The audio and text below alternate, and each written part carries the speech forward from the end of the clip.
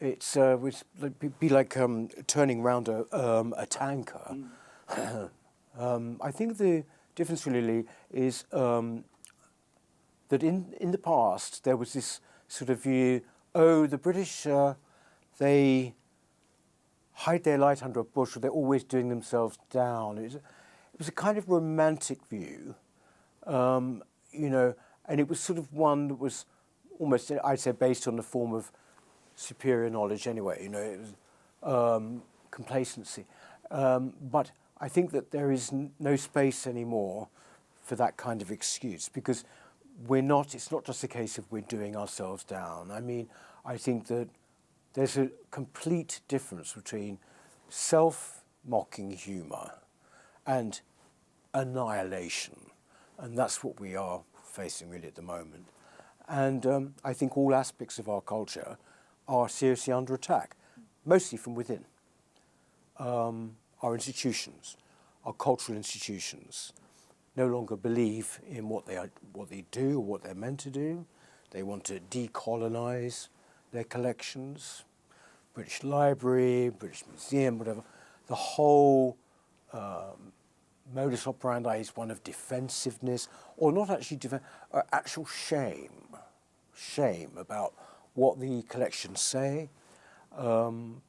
British arts are broadly being, derided, or in some ways, downgraded. There is a sense in which the broader culture as well, our very sense actually of what we are as people, where we come from, but also just even biologically, is being shaken, is being made to be uncertain. People no longer know, they can't be certain about anything. And I think a lot of that's been quite deliberate, and I think a lot of it comes from an internal kind of infiltration that's come through the institutions, something which I wish the Conservative Party would understand more. They've always just left it alone and never done anything about it. Education, of course, is the most vital part of this attack. What kids are being taught now, what they're not being taught, that is a great worry for the future. They no longer know. They don't know what they're meant to be defending. They don't know what is meant to be so good about our society, so they now walk around thinking there's actually nothing good about our society. And anyway, what is British culture anyway? You hear that all the time. What is British culture? Well, it's very easy. You can go through it historically if you like, or you can go through the various qualities, or you can go to all the various achievements, whatever it is. But they're not equipped with that anymore. So basically they don't really think that there's anything worth defending.